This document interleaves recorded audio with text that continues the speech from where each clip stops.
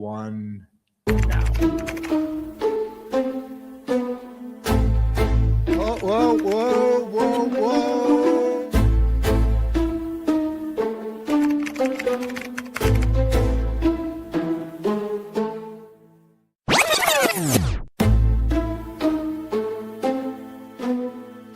I'm Rodd Duff, your host. And I'm producer Barbie. And together, we bring you our podcast, Insights and Straight Talk. And with that, producer Barbie and I are out.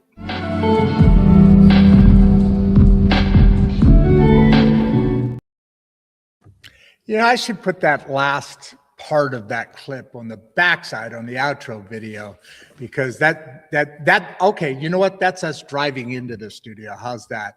All right, welcome back to Insights and Straight Talk. I had to get that off my mind. I've been looking at it for a while. I'm Rodd Duff. Producer Barbie is here with me, and whether you're with us live or watching on the replay, thank you for spending part of your day with us. Now, if you've been around for a while, this show, for any length of time, you already know this. We talk a lot about AI here, but not in the way most people are talking about it, right?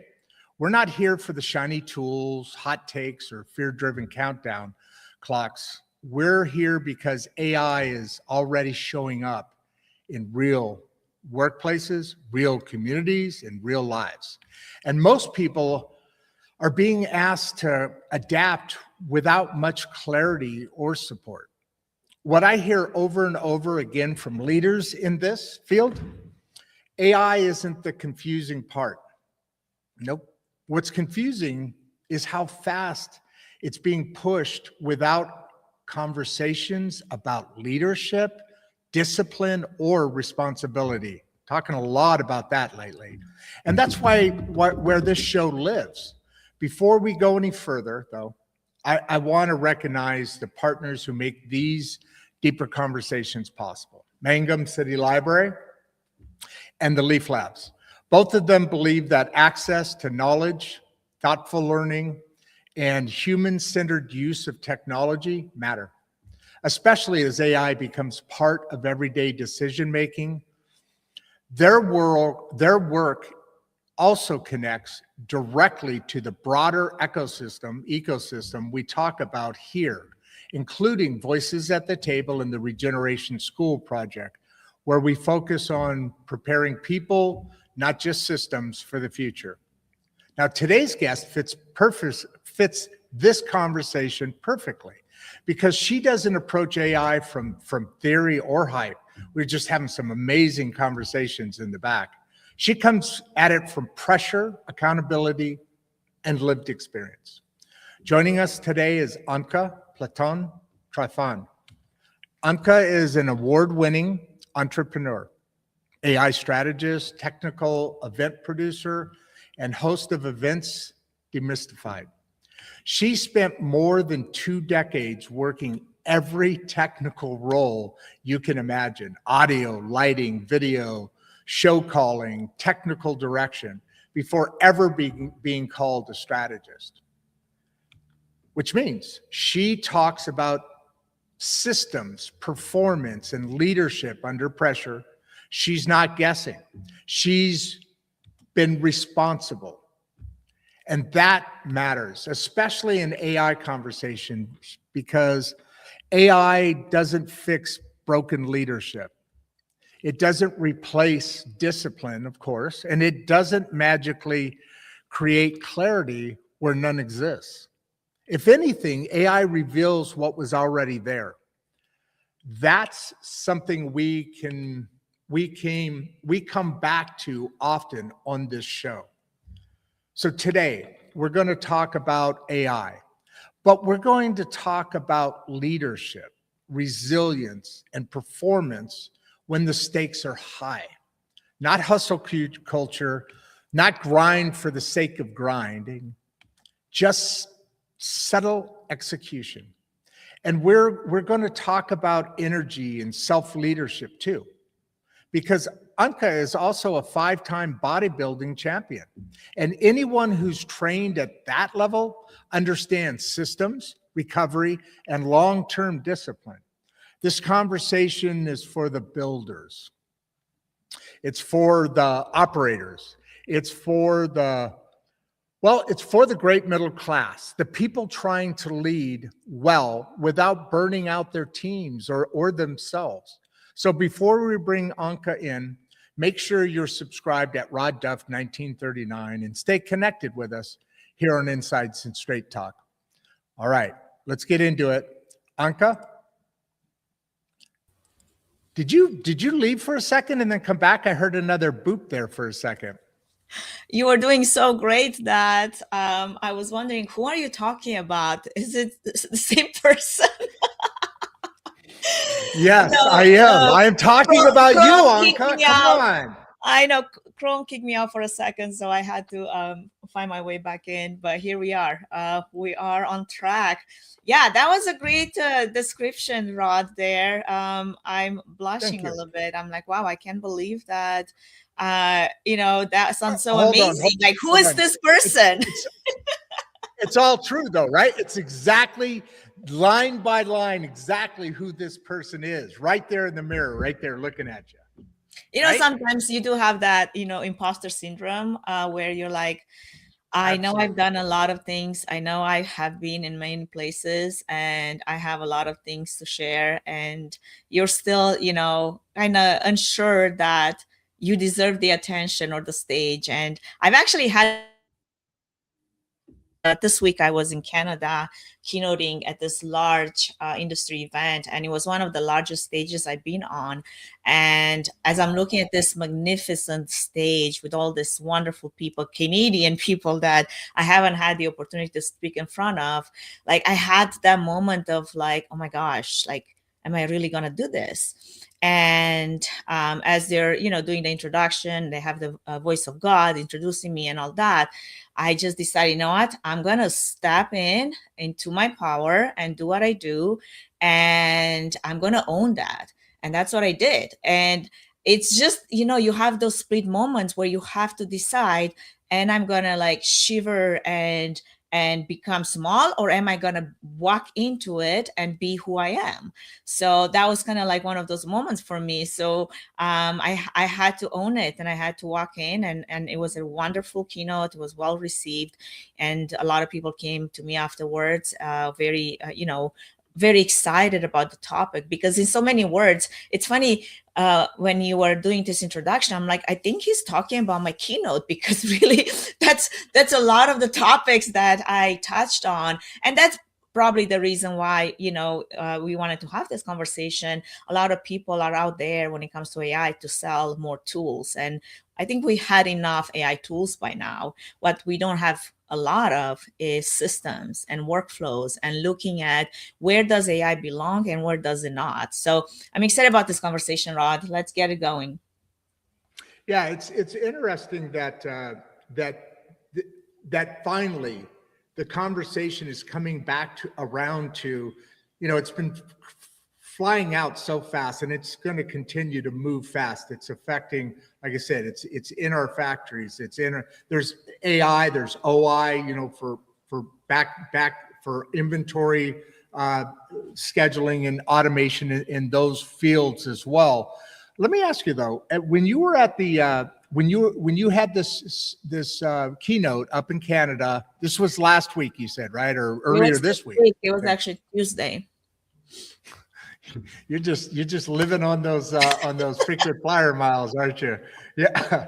But in the crowd, in the audience, there were thousands there, right? In the audience, what's the age group of people showing up? Is it younger people? Is it people in their 40s? Is it people my age? Is there a mixture in there? What do you? Because you're talking about leadership and that crossover between AI and how that relationship is evolving, right?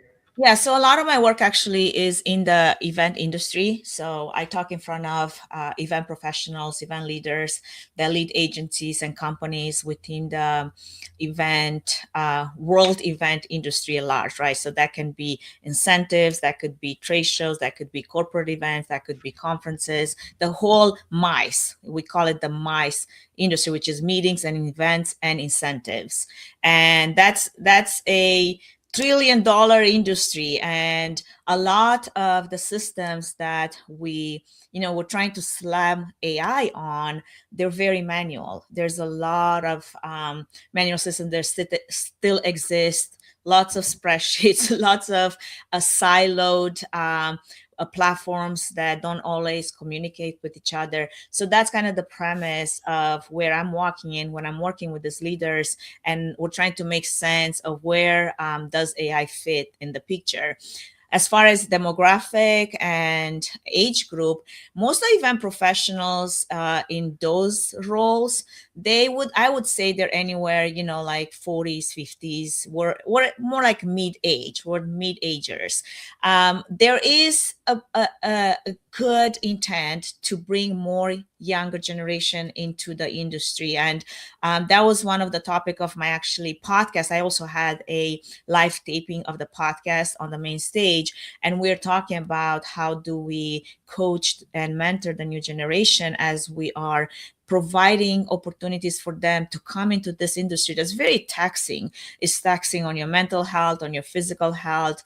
It's taxing on your schedule. I mean, you're constantly traveling, you're constantly going from place to place, from event to event, and the turnarounds, are short. The deadlines are very tight. The budgets get cut. So there's a lot of stress. Like, there was this metric that came out that event planning, event management is one of the most stressful jobs. Yes, we do not, we're not responsible for people dying, hopefully, like on a surgery table, right? You're not a surgeon, but you still are dealing with a lot of stress, a lot of stakeholders, a lot of parts that are moving constantly. So because of that, trying to implement AI in a way that is thoughtful and strategic is very important, because otherwise what you end up with is more work that you have to review now. Yes, AI will amplify your output, but if that output is not strategic, what you're going to end up with is now I have to be, doing more reviewing, more QCing, more steps that like I didn't have to do before. So that's the audience that I'm very familiar with and I work with, and that's the ICP, if you may, that I help. Let's hold there for a second. Are you saying that right now you're having to increase your steps of what you're having to do during this time? Could you expand on what you were just saying there? Which part? You know what I'm referring to? Right there towards the end, before you went into the last part of that statement, you were talking about that you were going into the under today's conditions, you're having to do more work. Yes. Yeah. Did I hear that right? Yeah, absolutely. I mean, just think about if you don't have a system in which you know specifically where AI fits in, what AI does is generate a lot of output. That could be content generation, that could be analysis, that could be anything and everything within the event ecosystem. There's multiple elements where AI helps. But now you're still the decision maker. You're still the human in the loop that needs to review the output. Hopefully you do review the output. You're not just going to put it out there. You have RFPs that need to be reviewed. You have stakeholders that have, sponsor prospectus you need to review. So while you can absolutely amplify the amount of work you can do with AI, now you also amplify the amount of reviewing you have to do because AI was in the picture. That's what I was saying. Well, on top of that, you also have to train your AI, so to speak, right? So that that would be step number one. Hopefully you did step number one. You didn't just jump. Good. Yeah. Yeah, because as you're training that AI, it's like having an assistant, or an associate. you're looking at expectations and needs that you have, and training that allows that associate to be better at that job, because they go crazy sometimes and go down a rabbit hole at times, and there's those issues. But you talked in your opening also that a lot of these systems that are currently in your industry are in silos, meaning they're not across the race, they're siloed, right? So they're in separate echo fields, right? Yeah. Well, let me pick up on something. There's that setup too, right? Yeah, Go let me ahead. pick up on what you said about the AI system. Yes, a lot of people picture AI as being their assistant, someone who reads between the lines or fills in the gaps or adapts when things change or knows when to escalate because something feels off. But that's not what AI is. That's a seasoned human assistant that uses judgment, that can compensate for ambiguity, that can smooth over Right. unclear decisions because they have learned how that works. The mistake that we are making with AI is assuming that AI works the same way. Well, it doesn't. This is where the expectation tends to break, because AI behaves much more like a literal junior team member, in the sense that it executes exactly what it's given. If you give it instructions that are not clear, then it carries them out. So if you have priorities that conflict, it won't resolve them. If you have something that changes somewhere midweek down upstream, it will create more work instead of adapting, right? So I would say that AI struggles in the same part of the workflow that a junior talent struggles in, and that is those early ambiguous stages where decisions have not been made clearly or explicitly. So AI will perform excellently where there is clarity, but not before that. So one of the things that I was kind of trying to make the point as I was talking about this concept is the fact that if you wouldn't ask your junior team member to figure it out, don't ask AI either, because AI will perform excellently where clarity exists, but not before that. And the way I came to think about this is pretty simple. Think about intelligence. Intelligence does not care whether it's human or artificial. It will adapt to the role that is given, right? So that's kind of what pulled me away from treating AI like a tool, because tools don't adapt.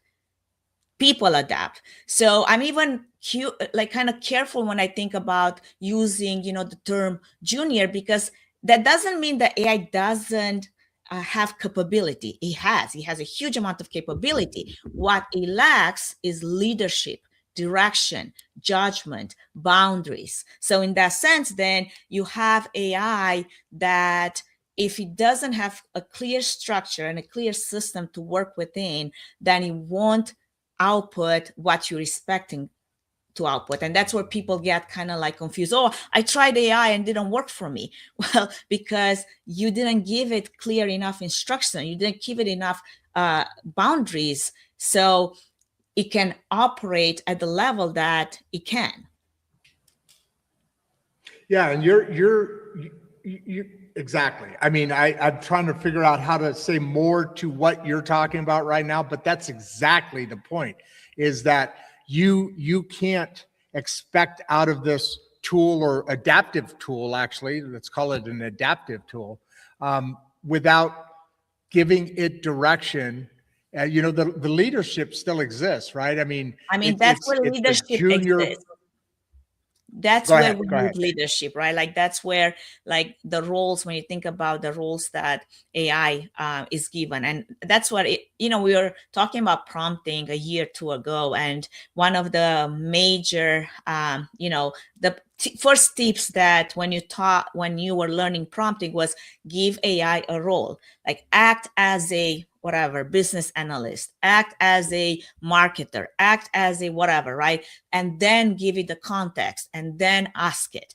That's what we're talking about. Like, you are the leader, me, the leader that you are, to direct this intelligence to do what it needs to do. But all of that is within the context of, if AI is to add real value, you have to step into that leadership role.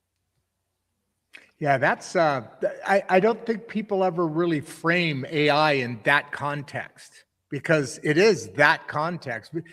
I've started using it a couple of years ago with my older Mhm. son. My oldest son is in his 40s. And he taught my granddaughter was born a couple of years ago. I was there Mhm. at her, right. And so my son said, "Hey, you ought to try this out," because I was asking him, "How's he doing all that stuff?" And Yeah. he started me out on a simple chat GPT. How would you suggest people, by the way, before I ask this question, would you read Lori's comment here? Let's see. It's on the stage Lori. there. Thank you, Lori. Great show. Finally, a conversation that feels real and practical. Yes, that's all what we're about here. So in exactly, and what we're talking about now is kind of reframing this in that you have to be a leader in order to frame how you want your AI to how you want this to happen. Two things. One, how would you recommend people who don't currently use AI? We'll say AI first. How would you recommend they step into this? Because it's filling everybody's life. It's entering everybody's life currently. Yeah. Second, there are people that aren't used to leadership roles, let's say, and they're going to be using AI. Help me with this email or something like that. How would you address those two separate things? We got a bunch of questions coming in. We got well over 200 people in. We got a bunch of questions coming in. But how would you frame what I was just asking before we dive into some of this other stuff?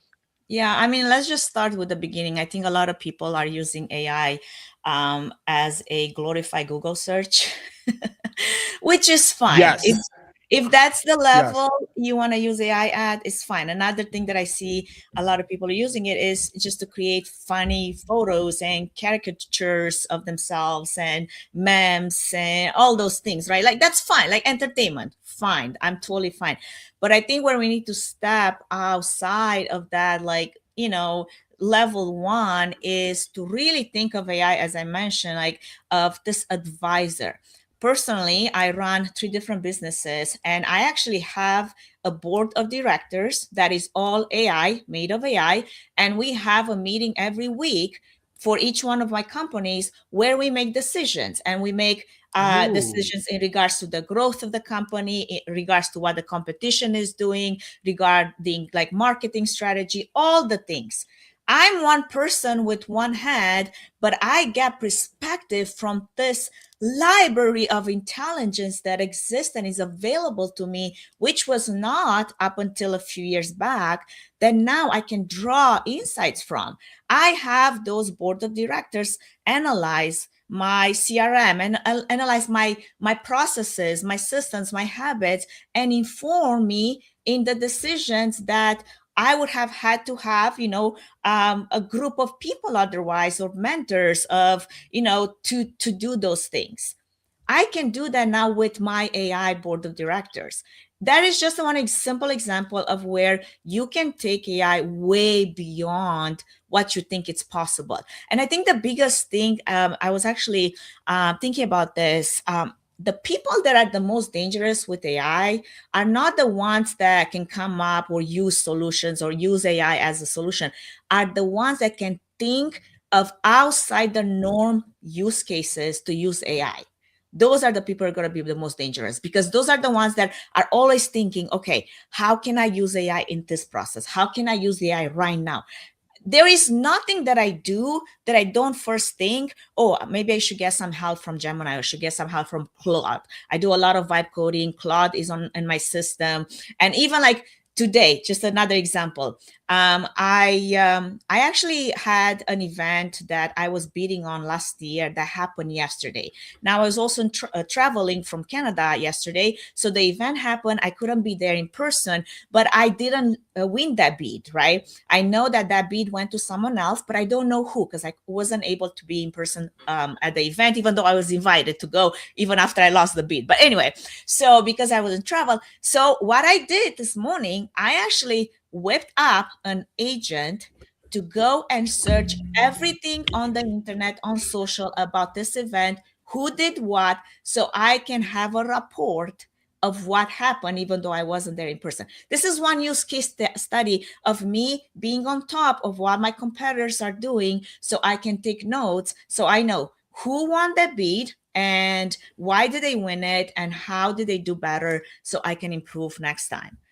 Simple example. I always think in system for my business, what helps my business. You might have a different case study or case use for AI, but always think outside of the box. How can I bring this intelligence that I have access to support what I'm doing, to support my growth, to support my career, trajectory? Those are the things that should, kind of flow through your head, in my opinion. I heard somebody. I just told you we talk a lot about AI in the show and different subjects as well. We have different lanes, but somebody had mentioned something to me, and it was kind of surprising to me, and I think it will be surprising to you as well. Now they were talking about specifically about writing more than setting up for systems and analysis. But the same thing affects, the same effect could be the same effect could occur, right? Technically. Wow, we got over 400 people here. They're just diving in like crazy. But the comment that was made is using something like AI, writing, you tend to become less of a writer because you're not actually developing that skill. Your AI's doing that work for you. It's like muscle, right? You got to work out. Well, bodybuilding. You got to work out and stay with that. But to me, I've never felt that is the case. What you just described is it's actually the opposite, because instead of spending a lot of time the old way, that we had to do research and find out and probably didn't get as much information. Now you're actually gaining more by loads, by multipliers of information and becoming more at that. Wouldn't you kind of address that comment the same way, or would you? Well, I disagree with that a little bit, because you can make AI be what you want it to be, but let's just take the example of writing, right? I'm in the process of editing my book. My memoir is going to be coming out this year. I wrote it in the last 5 years. I just kept writing at it. And only in the last year is when I finally was able to complete the last few chapters, not because AI is there, but because I was able to utilize AI to finalize my thoughts. So here's where my problem was. I can write. I'm a better writer actually than I'm a speaker. And I can just put words on paper, like full on speed, like all of that. But to clarify the message, to trim out the fat and just make sure that that message is clear enough and it lands, I could use the help of AI. Now, I am, English as a second language immigrant that moved to US 20 something years ago. And sometimes I still think in Romanian. I still think in my second language. What AI has done for me from a, language, from a writing point of view, is to multiply my mental capacity that I just couldn't figure out how to verbalize it fast enough. So it helped me kind of get past that, barrier that I was struggling with in the beginning. Good point. I can get my thoughts out so much faster. I can get them cleaned up. I can speak into, like, the way I communicate with AI when I have thoughts, and I have plenty of thoughts, especially in the morning.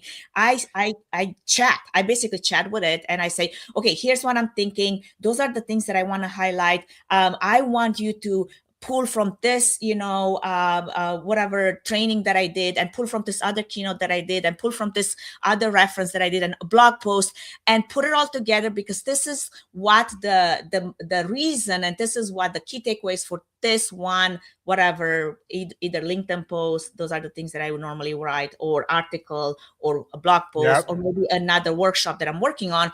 Those are the key takeaways that I want to draw from. So I'm like literally spitting a lot of things out there. And what AI does for me, because by now it really knows how I operate, how I communicate, what my voice is, it automatically cleans it up.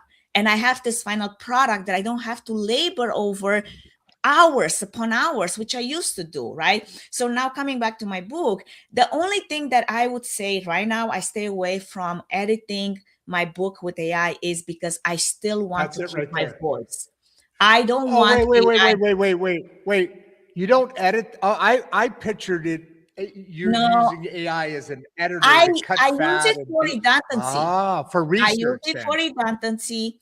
I use it for flow. I use it for making sure that like I am making sense within this chapter that connects with the next chapter. But I don't want like I can have Claude Code go over my document and rewrite it like this under my eye if I gave it the power. But I don't want that. I want my Yeah. words to be still Yeah. my words. All I need is to make sure as I'm starting this chapter and we're at the end of it, I didn't repeat myself like again, like I didn't somehow use a similar example, or I didn't somehow like I don't know, like all those repetitions that you don't realize that you do when you talk or when you put things down. Those are the things that I need QCing. I need the analysis of that manuscript to make sure that it flows well, but I don't want it to be rewritten by AI. I want my words to be my words, even as they are, not necessarily flawless, but human. You know what I mean? So Absolutely. I think there's a distinction between how AI can be useful versus if you are not careful, you can definitely use AI and put out a bunch of slop. I see this on LinkedIn all the time. There's like so Yeah. much content rewritten by AI, but I can tell where the human didn't do their job. Like they didn't QC it. They just put a bunch of stuff out there.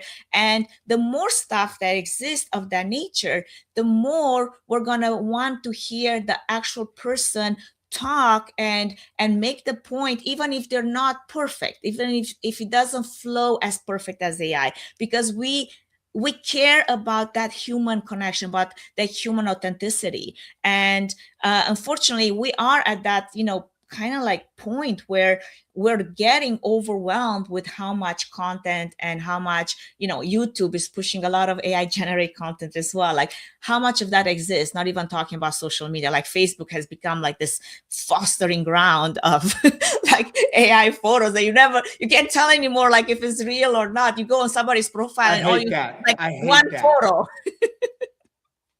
Yeah, I hate that. That's the thing about AI is, well, it's multiple things, but one of the things is it's hard to know what the truth is out there Yeah. on anything, photos or words or whatever, clips and all that. Hey, Dixon, why don't you read Dixon's comment here? Yeah, powerful reminder that AI exposes leadership, it doesn't replace it. Yeah. So I want to take us back a little bit to leadership and how AI can add Yep. real value. And in my opinion, there are 3 leadership shifts that have to happen first. The first shift, you have to remove yourself as the single point of failure, because value only appears once you have context, which is externalized beyond what you keep in your mind and shared, instead of just you being the person that knows how things work, but then nobody else does. So if something were to fall and something were to crash and burn, it's on you, right? And then what you do in that case, you just compensate with more effort and energy.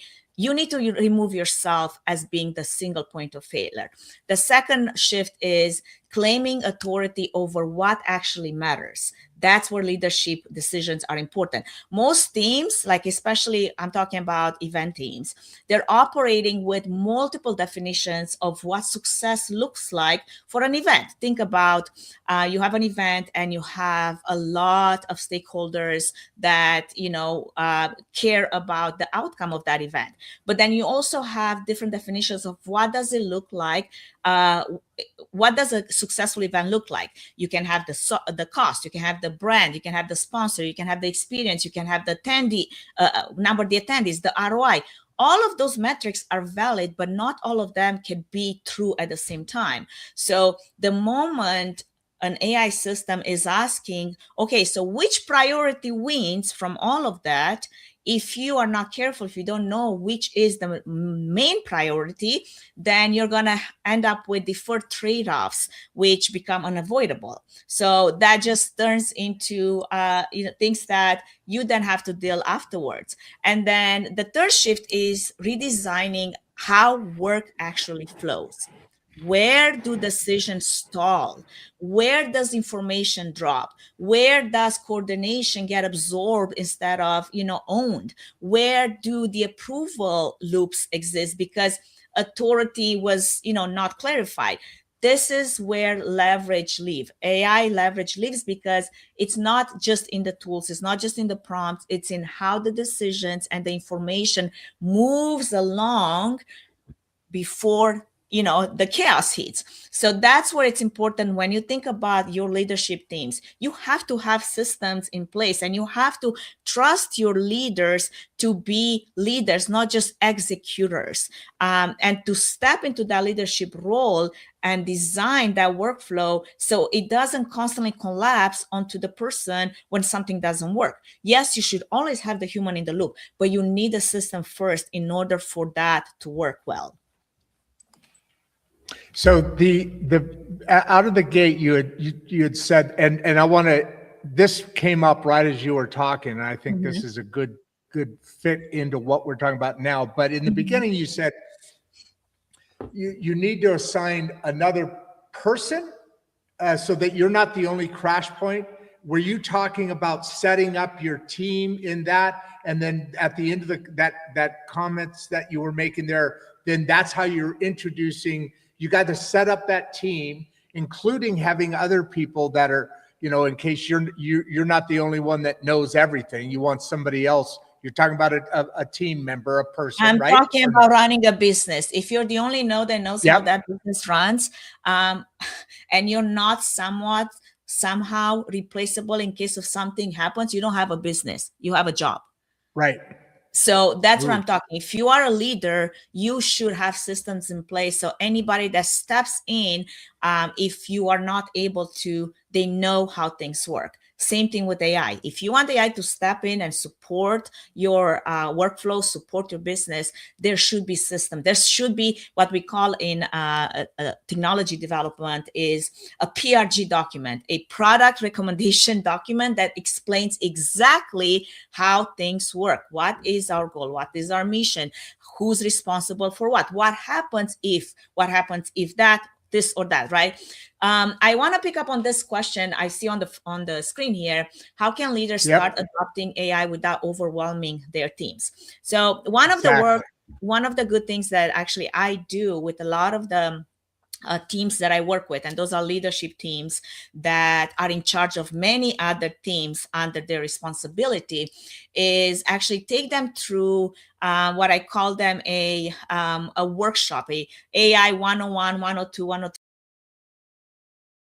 their entire system, their workflow, and we operate within their structure. Because I think what happens is a lot of the leaders, they kind of put it onto the team to go and figure it out and get AI ready, but not everybody will get AI ready at the same time, at the same speed, nor will they have the same type of understanding. I was running a case study that actually had recently a talk on, where we ran this AI hackathon where we used AI in every part of the event cycle, and we wanted to break the event with AI to see where it fits and where it doesn't. And one thing that we've learned through that experience was that AI can move way faster than the shared understanding of AI moves. So what that means is you could have AI deploy a lot of things within that infrastructure, but there's a lot of people that don't understand how that works or why does that happen, because you didn't spend the time to train or to bring them up to speed of what's possible with AI, or where are the limitations, what are the risks, what are the failures, where are the even like privacy and security. That's a big one for many industries. Yes.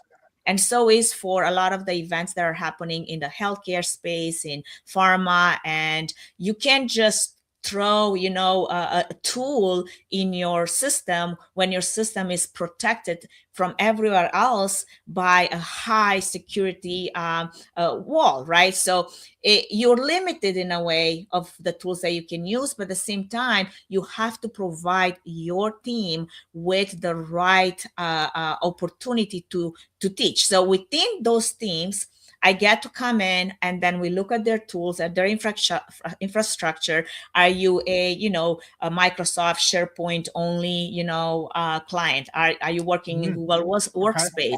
Are you everywhere? Like, what exactly are your requirements, so we can create a plan that works for you? Because if you're only in under the Microsoft Enterprise account, you're not going to touch ChatGPT. You're not going to touch Gemini. You're going to have to work with Copilot. Like it or not, you're going to have to work with Copilot, right? And same thing if you're like, I know lots of people do, but if you give it the same time, think about it. If you spent 2 years training ChatGPT to be your best assistant ever, same thing could be true with Copilot. You just have to spend the time now to do so, right? So a lot of those, and then there's also the question of where does AI fit versus automation versus augmentation. You can do 3 different things with AI, and then agentic AI. That's a completely separate thing on top of all of that, right? So not everything has to be the same thing.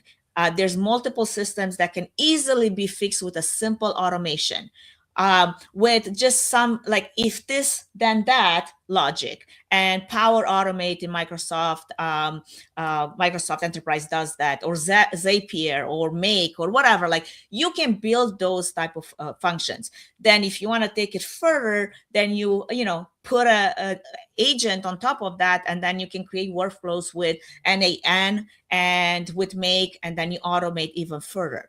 But before you even get to that level of understanding, I think you need to understand how does information flow in your own system, because people don't always think, okay, so when I get an email, I usually do this and I usually do that, and I put this, after I respond, I put in this folder, and after this it goes into this folder. Maybe it has to be sent to this other person for approval, blah, blah, blah, right? Like, we're talking about step by step by step. But for agentic AI to be useful, for automation to be useful, you have to think of those processes. You have to think of those steps to build that process. It's those little things that it really helps to get your team up to speed in this AI readiness place. Another thing I would add here is have an AI champion. Like, let's just say you want your team to be getting up to speed, but you're like, okay, everybody's for themselves, go and do it, like Wild Wild West. Have a champion that is responsible to research what is the best tool out there, right? Like, how let's see, there's a question that came up. How do you balance automation with keeping teams motivated? I actually want to hear a bit more of that, like elaborate on that. Pizza real estate. What do you mean by keeping teams motivated? Where does motivation fit in that automation? Because that's what I'm trying to understand, where the question is. Well, what I would take out of that is as you were just talking, one of the key things is having somebody buy in, meaning a champion. So that was one thing. Obviously, that's going to have somebody buy into it. The reason I think the question is going to be answered or asked is because of this question. So we'll come back to these. But did you really have a strategy if you failed? Did you really have a strategy if you failed? Because it sounds to me like you just had a bunch of AI thrown at it without a true strategy. Exactly the point. And so going back to pizza real estate here, thank you for the question. Great name, by the way. The keeping people motivated can be difficult at different things, especially if people, your team hasn't had this program that you're bringing in to automate a cycle, that's more work. That's more, you know what I mean? So the motivation can be a little bit challenging. Well, So how okay, would from you that set point that of up so that view, would uh-huh. be, yes. Well, again, it goes back to what we said in the beginning. Remember when the premise, when we start, was like, if you're not careful and you're just throwing a bunch of tools and AI at the Right. problem, you end up with more work. That's that, because there's no clarity, there's no decision making, there's no strategy around why do we use this and for what reason and how is it helping us in the long term. If you have not had the ability to have those type of conversations and clarity, then you're going to end up with more work. I have seen this happen in real life. I was working with the team and they were working under the SharePoint, and their SharePoint was kind of like their library of all the information that there was for the last 20 years they've been in business. But the amount of documents and files that they had over there, it was tremendous because they couldn't find things anymore. So they were trying to figure out how can we create some kind of an AI layer on top of SharePoint to be able to be Nice. our, ChatGPT, like go and find me this file for this event that we did in 2013, and now this client is back, but they want to reference something that they used for design during that one time in this location, right? Like that's relevant information that you can draw a lot of insight from if only you can find it, if only it's available to you. So we are working with different systems. Obviously, they needed a very custom solution because one, security reasons, privacy concerns. They had clients that specifically made it clear that they don't want AI in any part of their planning of their event. So then they had to be very careful which client do we bring under the umbrella of AI to make this system work, and which we might have to keep outside of that because it is within the contract, it is within the requirements not to use AI, right? So we applied some automation, we applied some AI on top of that. But during this automation part of like setting it up, because the thought process wasn't put in for step by step by step. And when we're talking about budgets and we're talking about approvals and we're talking about different systems that work together, like think about, you have an invoice that comes in and then you want an automation that automatically will inform the stakeholder, the bank, the, account manager, and payment needs to be, I don't know, it needs to be divided in five different deposits, all on a deadline. That's a lot of steps to that. It doesn't just happen. One little thing that was missed in that automation, and that they ended up with this particular framework running on autopilot and creating a bunch of disarray in their accounting system. So now they had to go back, shut it down, try to fix it where it went rogue. That's very, very prevalent in AI automations that are not fully thought out properly. And there's a lot of talk around, AI agents gone rogue for that reason alone, where you just, give it so much authority, but with that authority also there's a lot of risk that you have to be aware of.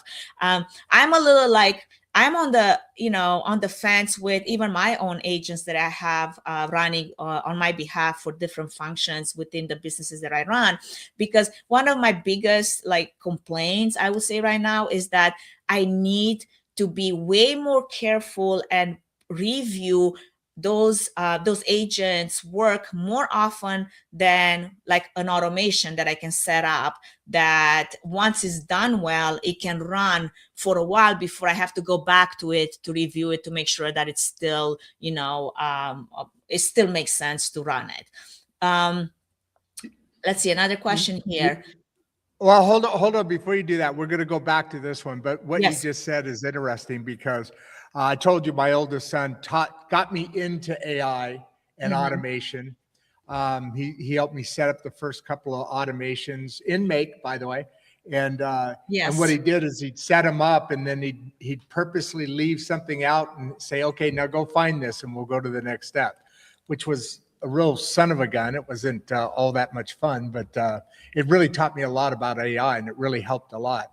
I think what you were talking about, or what Kelly Grant here is talking about, you talked about earlier, in that you've got to set it up. Oh, my son, by the way, my point is that he says, AI is like something you want to bounce off of somebody, like an associate. You're bouncing ideas and getting information off of. Automation is something that you want to set it up, and it's just going to do the same thing over and over and over and over again, exactly perfect. So there's a definite separation between when people. With the assumption that I used to say AI and automation together, and it's not. They're different. Yeah, I mean, with the assumption that you did your automation properly. Again, I've seen cases in which if that wasn't right, you still end up with more work than you sign up for. But yeah, there's definitely a distinction between, and in my mind, the same way, what automation can do, what augmentation is, and also what agentic AI is. And all of that. How are you using augmentation in this? Augmentation is where... Augmentation is the perfect example is when you use ChatGPT. You augment your output. You're basically adding AI into the mix, but you are the decision factor. You will still be the decision factor, right? Whereas agentic AI is more of you give it the instruction, you give it the workflow, but then AI decides which direction is going to go to accomplish the task you have given, right? And then automation is very much preset. Like you said, you set the rules, you set the flow, and then it goes and does it, assuming that you said that well. Perfect. Just so you know, I can't believe we're already almost 55 minutes into the show. So it's gone really fast. But we still have a lot of questions. I just want to let you know that, because I know you've got to stop, that you'd like to get off a little bit after 15 minutes after or so. But just wanted to give you a heads up there. We're at almost 55 minutes now.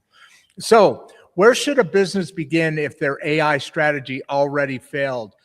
I popped that up a second ago, but then I brought it back down because I wanted to fill in some of this that we're talking about now, because it can fail for different reasons, some of which you just described, right? Yeah, I think if AI fails, it doesn't fail randomly. It's basically going to fail because it's asking questions of your processes that maybe you are avoiding to see. And it will ask them in a certain order. And I think this is where usually teams, they want to start. They just want to start with AI leverage. Fewer things that I need to do that are landing on me. But leverage is an outcome, is not a starting point. So what you need to have in order for AI not to fail is clarified inputs. The intelligence systems that we talk about, they only create leverage once the work underneath them has been clarified. And this doesn't just mean optimize. I mean clarified. What type of decisions do we have? What kind of inputs actually matter? What cannot move without consequences? Then you have to have leadership and redesign. That clarification doesn't come from tools. It comes from leadership. And then when the underlying judgment is, well, we'll figure it out as we go, right? Like how humans do. But the system doesn't just do that. The system really needs to be clear about what the input is so the output can be this. It will make the uncertainty move faster, and that's not a good thing. Like it's kind of like you're amplifying chaos instead of clarity. And then the other thing that needs to be is where judgment and discernment exists, right? What is already settled? What can't be touched? What's protected? What can flex? What are some of the trade-offs? Those are the things that an AI system will amplify consistently. So if you have a broken system, guess what's going to happen once you apply AI to it? It will get broken faster and it'll find all those breaks. It'll find all those breaks. Really, exactly. I mean, it'll like you said, amplify, find and then amplify. That's kind of almost a good tool. I mean, if you don't go live with it, right? You Right. run through a test. I mean, and it they'll shows find you, that, right? yeah, it shows you the gaps. It shows you the flaws in your system, in your thinking, and in your processes. And that's a good thing. That could be a learning experiment. But like you said, just don't deploy it just yet. Learn from it, Exactly. improve on it, Exactly. and then go with second rendition or third or fourth. I'm in the process of also deploying an app right now that I'm working with my developers, and we've been going You're so to like lazy. You're such a lazy person. Here's the problem, Rodd. Once you take advantage of AI at the capacity Yeah. that you can, Just you have more work than you've ever imagined because you're always going to think of Yeah. new ways to use AI. So that's kind of me. I'm like, I have, 20x my output, but at the same time, I feel like I'm still doing a lot because I have new ideas. I have new applications. I have new things that I want to do. So it's a bit like you have to find, it's that cycle that you have to find at one point, like, okay, discipline. What's for me? What's for someone else? I don't have to do it all, Yeah, it's fascinating Olivia, that and going back to what's thank that? you, Olivia, for the Oh yeah, comment. solid conversation. Saying, Lots solid of conversation. Yeah, thank you very much, Olivia. And going back to what I brought up earlier, where somebody else had mentioned that you're not using your brain as much and so forth. Where actually I've seen and experienced and heard conversations just like what you just said, that it's actually, and to me, it's actually increased my mental capabilities or capacities. Mm-hmm. Not just because it's doing what it's doing, but along the way that it's doing, I'm managing that and seeing things and tweet and then coming up with ideas and it's broadening our range of knowledge because it's not new. It's just so able to grab information and organize it in such a quick detail. Yeah. And then you look at it. And what I like to do is I like to read it and then listen to it both. Yeah. And then make decisions off of there. So Olivia here has got a great comment that is so true. It follows up right here. Powerful reminder that AI exposes leadership. We just talked about that. Yeah. It doesn't replace it, right? I mean, Anita got a great point here. Yeah. I think a similar point that was made a little earlier, but basically on the same thought. It's very much comes down to, like you said, Rodd, the capacity that you're gaining with the ability to no longer have to spend so much time on tasks that would eat your mental, your cognitive. This is where I'm actually, another thing that I'm passionate about is the cognitive load. What does that mean, right? Right now, we're very much inundated with a lot of information. There's a lot of, a lot of pressure to stay on top of all the technology that's all the AI tools, all the things. Yeah. And it's a lot. I 100% agree. It's a lot. Like I wake up many times, 4 a.m. in the morning, and I spend the first 2-3 hours of the day just staying on top of the latest changes. And you're like, how did so much happen in just like since last night, in just 1 week? Like 5 minutes. How is it possible? It is possible. So staying on top of everything that's moving. And even then, I don't know everything. Even then, I'm still like, I hear new things from different people. I'm like, oh, that's kind of cool. Oh, that's kind of, I want to do more research on that. But the whole concept of now you having the capacity to think beyond the things that you used to spend your time on.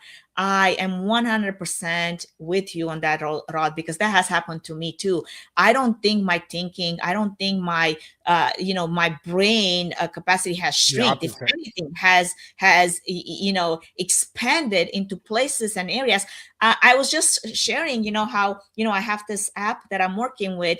I vibe coded the beginning of that app. The first version of that app was me vibe coding that little damn thing one Saturday in 6 hours because I had this one idea.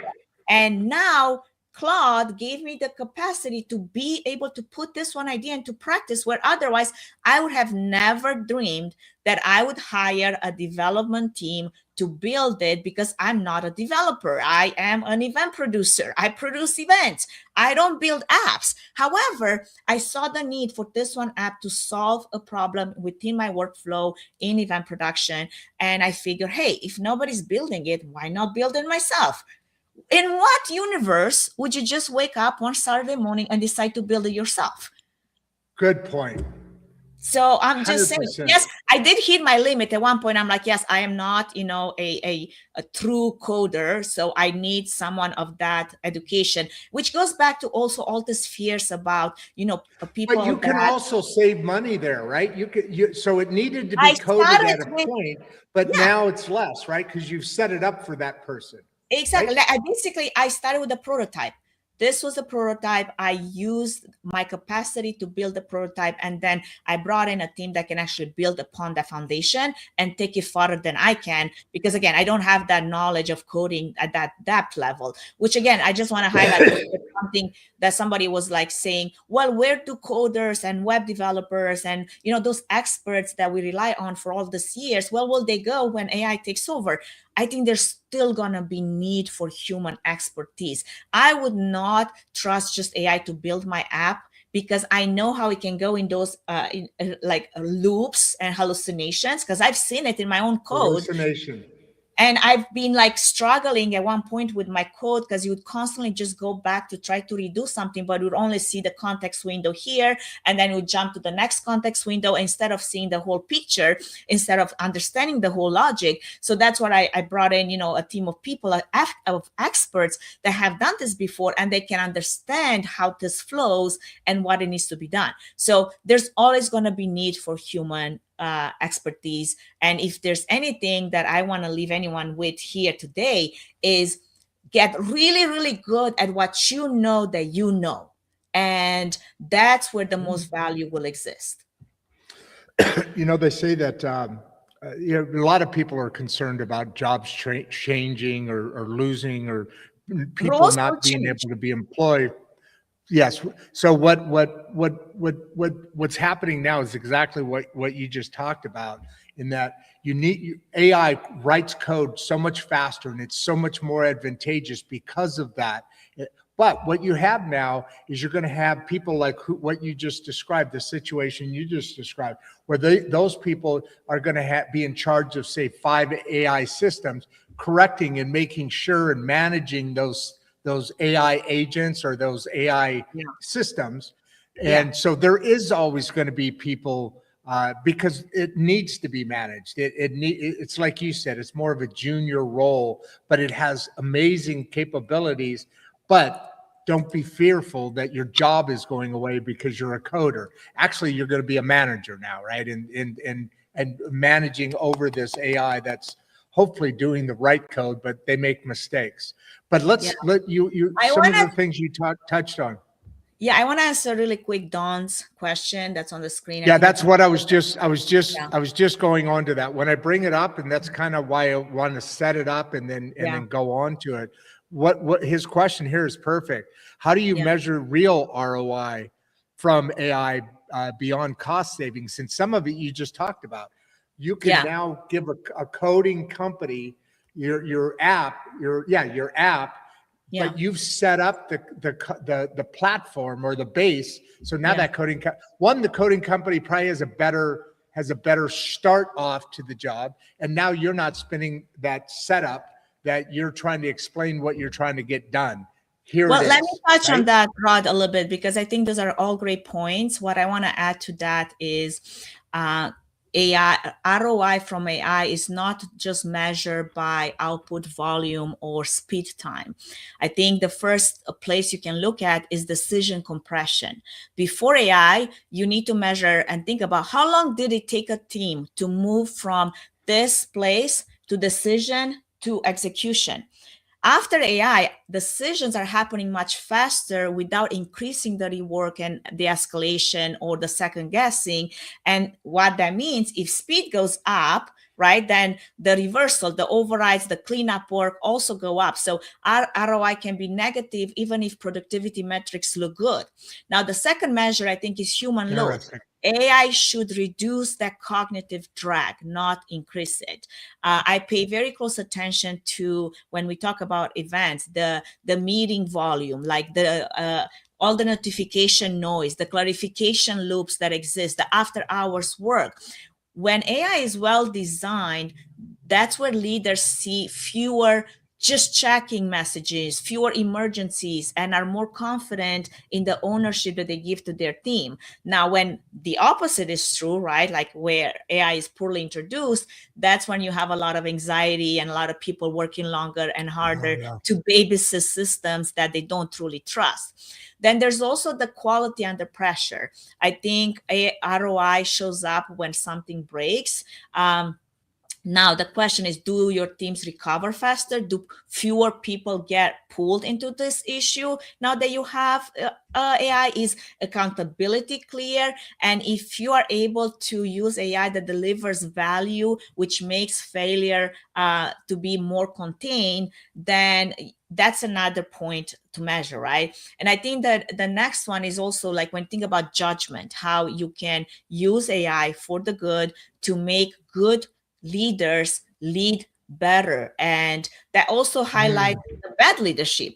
That makes it more obvious. So I think ROI also exists where leaders can spend more time on coaching, on strategy, on being people's people versus just, having to go from meeting to meeting and handling all this predictable work that before they spent all their time on. So instead of having your leaders buried under ops and under approvals and all the things that, that operation really expects of them, having AI step in so that your leaders can manage the people, coach the people, mentor the people. So it's beyond just numbers. It's beyond just what AI can give you on paper, on a number. There's also the human sustainability factor.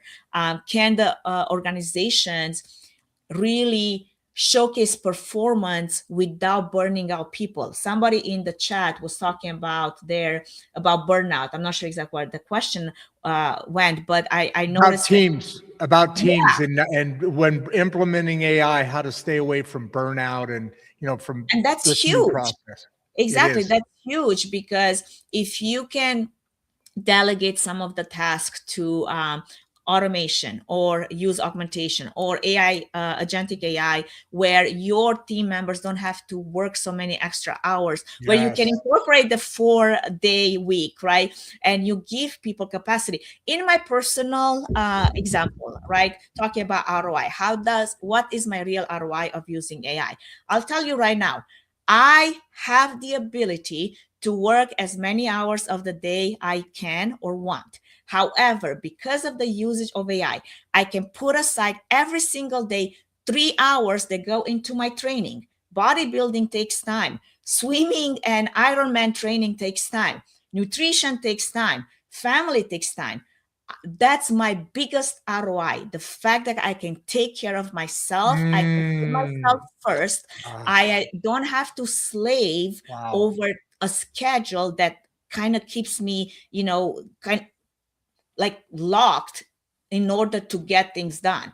That to me is my biggest ROI, that I can do the things I'm passionate about beyond the things that, pay my mortgage. That makes a lot of sense. I didn't even facilitate that one in my head as I was running through the ROI thought. But that at the end there, yes, there's a lot of, heck, ROI, I'll give you an ROI example. I used for years and years, I ran a machinery. By the way, we have like 533 people on. This is the biggest audience of the week. Congrats. Thank you for being present. Yes, thank you all for being here. Many good questions. Sorry, we can't get to all of you. Yeah, we let's do this. Let's try and get through everybody. But and then otherwise, if you have to go early, I'll go, because we only got like 6 minutes left, right? Yeah, I have a few more. I want to respect your needs. However, there's ways in which we can connect, so we're gonna give them an opportunity to connect. Yes, and one of those things is I want you to, in that private chat, put your contact information, because you do a lot of podcasts. You know how it goes. Somebody's going to come back and watch this show a minute after it's over or whatever, and they're going to say, "Oh, I wish I would have asked Anca this." And so if you put your contact, however you want people to contact you in the private chat, I'll put it into the actual chat so that people have that access while they're watching the show. Okay. I would say the best way to get a hold of me is definitely LinkedIn, because I share a lot of the AI thought leadership on LinkedIn. I post a lot. I have 5 different pages on LinkedIn, which are my personal, it's my podcast, my production side, my AI technology side, and also my fitness side. So all of those pages are from this one brain that likes to operate in buckets. So I put my thoughts in all those separate buckets just to keep myself organized and sane. Thank you for sharing that link. Right there. That's your link. That's your LinkedIn. Okay, good. Thank you. There's another question that I just saw for a second. Okay. I want you, hold on. Wait. What role should not be not this one. Yeah, that one. That question. I'm really curious about that. In your opinion, what roles should not be automated, or use AI in aspects? Where should that stay only manual? And I can't think of anything personally. Human empathy. Think about that. Would you want an AI to be in charge of empathy, of being charge of your team's communications and that one-on-one relationship that we're forming? I hate it that so many onboarding companies these days use AI as the first point to interview people. And a lot of people are feeling like burned out from this experience that they're going through, where instead of talking to a human that will understand beyond what the resume says, like I'm just going to pick on this example, they would understand where you're coming from. Why is there a gap in your, in your career? Maybe because you had a mother that you had to take care of. Maybe you had a child that was sick. AI won't look at those things from the same point of view. It's not going to have the same level of empathy to understand, well, if you had a gap, it's because you actually were doing something that was, so important and yet didn't necessarily make it, to be a career move. That is one place, like, I don't think ever AI should be put in the place of, yes, there's AI therapist. Sure, sometimes I use ChatGPT as my, therapist from time to time, right? I'm like, I have this. I keep feeling like this. I'm like arguing with my husband, and I really need like a, some kind of response. And then, I'm like, this is what he said. This is what I want to say. Help me craft, like those arguments that are silly. Or I'm like, I don't know how to deal with this situation. Help me, walk me through this, right? That's not to say that I still don't have a real therapist that I can walk through that. All I'm saying is I would not trust AI at that level, where in this AI-driven workplace, I see Jason dropped it in there. You forget empathy, you forget the reason why we connect with humans in the first place. That's one of my biggest one for me. Wow. Yeah. And that's, as you said, Jason, what Jason says here, that those are skills that leaders and therapists and, the human AI can't be that. It's the human brain is, I think, so much more advanced than we ever have given it credit for. And I think we're just now starting to understand. Everybody's saying, ooh, wow, this shiny new toy AI. But then they start to look back and say, yeah, but it's not the brain. Well, it's the soft skills that we're talking about, right? Like we're trained to to expand our hard skills. In a lot of the work out there, workplace, hard skills are the ones that are being quantified and they're being prized. But really the soft skills in this AI-driven workplace is what's going to matter. I think another thing that's important here is decision discipline. because as a leader, you're going to have to make a lot of decisions, and you're going to have to decide who owns what. Also within the AI ecosystem, where is AI allowed to interference? Where is AI integrated? Where does AI help? Where does it not? That's decision, and you have to be disciplined with how that goes. Another important thing, I think, it's, again, it all goes to all those soft skills. Systems thinking. You have to be able to think in systems, to see how things work, how they flow, and where does the pressure accumulate, where do you need automation to maybe support that workflow, where do you want to relieve some of that pressure with maybe some agentic AI. And all of that does not just happen without someone leading, like going back to leadership, going back to understanding where does discernment and judgment under certainty fit in. And then we're talking about empathy and also emotional regulation, because AI is moving at such a speed, and it's putting all these expectations on a lot of people, on the teams, and teams feel that, like they truly feel it. And if leaders cannot regulate themselves and their team members to understand what's urgent, what's not, where is this is just hype, we were talking about hype and confusion, where this is important, all of that has to come from leaders. It has to be driven by someone that understands how does it all fit in. And then we haven't even touched on ethics. We haven't touched on security. We haven't touched on privacy. That's a whole conversation for another time. But think about how important ethical clarity is, right? Like, where is sharing data with AI? What's off limits? What outcomes are totally unacceptable when decisions have to be made, right? Where are we going to say this is okay for AI to go to this boundaries? We're talking about boundaries up to this point, whereas from here on, this is a human responsibility loop, and there should be no AI in the picture, right? All of that is the type of decision making that will raise the bar on leadership, to be honest, because it's not just a matter of like being, really good at your job. Is really being really good at leading your people and being able to be clear, being able to showcase restraint and discipline, being able to showcase discernment, so that there is no ambiguity and there is no chaos. Really, at the end of the day, it would be chaos just because you have so much to manage, including your teams. You also have now AI to be managed,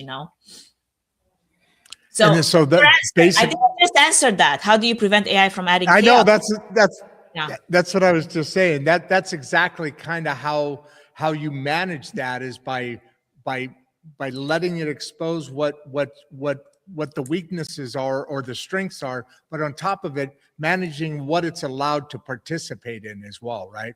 Yeah, absolutely. Yeah, great question. And you also touched on this. Engaging audience. Thank you for all those questions. It is. It is. And you also talked about where, you know what? I want to keep you here. And there's a couple more questions I can handle if you gotta go. I have another call here soon. Quick, do you need to make a quick call? Or do you need to make a quick, what do you want to, you got 4 minutes. You got 500 people to wrap it up. I know. Okay, 4 minutes. 4 minutes. Let's hit this 2 questions quick. I'll put up your thing, do a closing statement, and you can do that in 4 minutes. First, Jack, where does human judgment still matter most with AI? And I think you just talked about that, because it's not the human brain. We talked about boundaries, right? Boundary setting. We talk about accountability. We talk about the level of intent. All of those places, the human judgment or discernment will be so important, because AI expands the human capability, but it does not replace the human responsibility. And I think the moment leaders forget that, that's when you get systems that just move faster, but then the outcomes also get worse. And that's not what we want in the long term. It's exactly the opposite. And then just to round everything out, we've already talked about this as well, but I'm assuming what Rochelle here is, I love that, Hemingway, my favorite writer. But what I think she's referring to here is that at some point your leader is integrating AI. How do they stay being high performing when they're off doing this other thing as well? How can they manage? How can you manage that and then close it out from there? Okay. I think we've said that, you know, a few times now in so many words, and it comes down to designing systems and workflows that are clear. They're one of my favorite authors, Brené Brown. She says, "Clear is kind." Yeah. So I like that. Systems that are clear so people do not have to compensate because they don't understand what is happening. I think that's the first requirement. And same is true with AI. It cannot fix unclear goals. It cannot fix fuzzy ownership or competitive priorities, as we talked about. So that's where, like, if you want performance to be held high, you have to be explicit about what matters, about who decides, about what success looks like. And that's when it's all in place, AI will remove the friction and won't just accelerate more of the confusion that exists under the systems that are not clear. I think the second part is the constraint, like the discipline. We talk about discipline. High performance requires limits. Here's, as a high performer myself, I'll tell you from my experience, I have a limit. And to me, my limit is, where do I spend my time so I get enough sleep? I don't go to after parties. My limit is for me to be a high performer and put a lot of weight in the gym and be able to perform my workouts at the load that it needs to be. You're not going to see me after hours. I am in bed at 7:30 like an old person. I love my sleep, but those are the limits that really push me to be a high performer. It's more important to me to be able to have a really good workout in the morning than to be out at the bar, you know, drinking. I also don't drink, for that matter, the same way. So leaders have to decide then, where does that fit within their team? Where are the limits? What are the boundaries? Because not everything has to happen. Not everything has to be automated. Not everything has to be an AI on top of it or some agentic AI. That is that constraint, the discipline, the decision that we talked about that needs to be disciplined. And then the containment, right? What happens if something breaks? Who is pulled in? What are the decisions, frameworks that are being used if something were to break? And more, there's news of AI breaking, right? And then if something breaks in the AI workflow, something gets exposed. And in most cases, it's somebody's information, it's somebody's, privacy is exposed. Those are important things, because if you're a brand that is caught in a storm like that, imagine how much we're going to have to put to clean that up, right? Then I think another important factor of this is the feedback. You have to be open to your team's feedback. You have to be open to AI's feedback. You have to be able to constantly be in this, echo chamber of, how is this working out for us? Where can we improve? And don't just move forward with whatever, the infrastructure created around those decisions are, without talking to the people, so that the people that you work with trust the system. Because if you're going to try to take AI, at your own speed, but the people are behind you don't follow, you're going to end up with the burnout. You're going to end up with like the lack of ROI, that the AI didn't work for us strategy, that we Yeah, I remember that person asked in the a number of questions ago about that exact thing. Yeah. Is that what you want to leave everybody with? Is there anything that we missed that we want to recover? There's so much more to say. Yeah, we should. I was going to say, we should keep in contact and maybe have a second show. Let's do a recap. We'll do another time, but I think there's a lot to be said. I love thought leadership around AI that goes beyond just, what AI tool can I use? There's so many tools out there. I don't have to give you the map, because at one point I was actually sharing on my website all the latest AI tools, and then I have to give up at one point. I think it was September of 2023 or 24 when I gave up updating the website with all the latest AI tools, because they were like coming up so fast. So if you're interested in AI thought leadership, if you're interested in what's happening in the world, definitely connect with me on LinkedIn. My podcast, Events Demystified, right now is actually putting on the CEO edition season. So what that means, I'm only interviewing CEOs of large companies, and we're talking about everything, not just about AI, but we're talking about business, we're talking about strategy, challenges, the human behind the brand, like how did you overcome a failure? All of those conversations are being had on the Events Demystified podcast. And then if you care about my bodybuilding say that journey, name again. You went quick on the podcast. What's the name? Events Demystified. Demystified. Yep. Events Demystified is a podcast. Yep. Again, it operates in the event technology and event business world, but those conversations are valid for anyone running a business. I mean, if you run a business, most likely you find yourself in, in a pickle with asking the same questions. And then, that's awesome. I'm pretty easy to be fun, to be honest. Bodybuilding, I have my own channel for that. Yes, I have Instagram, I have YouTube for that. And that's where I kind of share my journey, where I am. Like right now, I'm actually training for a bodybuilding show and an Ironman, just to make things more interesting. Oh, you're going to do Ironman.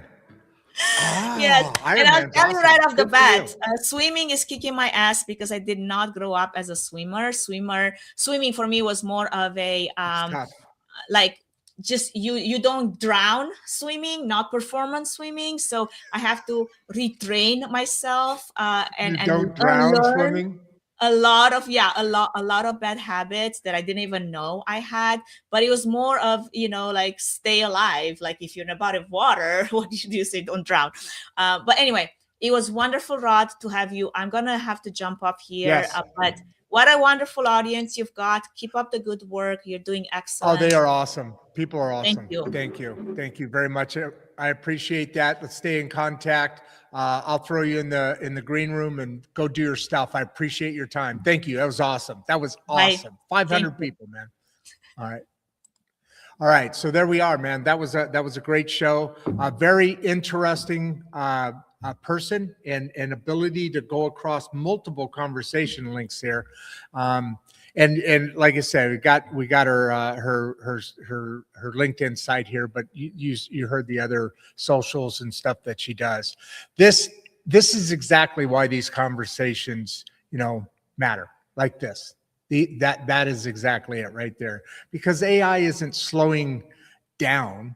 It's but how we choose to use it, that's still up to us. What we talked about today wasn't about tools or trends. It was about leadership, right? I mean, it was well done. It was about discipline. It was about performance that actually holds when things get hard. And if there's one thing I hope you take away from this conversation, this is it. AI doesn't replace leadership. It exposes it. How you doing, B? Come on in. That's true in business. It's true in teams. We're just wrapping up right now. And it's true, sorry guys. And it's true in how we show up for each other. This is why we're grateful for the partners like the Mangum City Library and Leaf Lab, and for the work happening through Voices at the Table and the Regeneration School Project. Because access to knowledge, thoughtful learning, and human-centered leadership matter now more than ever. If today's conversation added value, here's how you can support what we're building here. Subscribe to our YouTube channel at Rodd Duff 1939. So these conversations continue to reach people who need them. Okay. And then there's our Substack. Join on our Substack, where we go into these conversations deeper. We do this writing 3 days a week with writing reflections and follow-up insights that don't fit into a single episode. If you're local or care about rebuilding community from the inside out, check out my weekly column in the Mangum Star. This platform exists for the great middle class, all of it, all of the great middle class. For people who want clarity instead of noise. We have way too much of that nowadays. And for leaders who understand that the future of work is still human. Anca, thank you for bringing honesty, depth, and experience into this conversation. And to everyone watching, thank you for being part of Insights and Straight Talk. We will see you next time. Stay for the outro video where I always do a little something, and then say hi to somebody today. Be curious, stay curious. All these things still matter, even in an AI conversation. And with that, I'm Rodd Duff. I'm your host, alongside producer Barbie, and I am out of here. Before you leave, if you'd like to watch another one of the podcasts, click the first link in the description. We love having you here and we appreciate all your support. And with that, producer Barbie and I are out. Love you guys. Be good.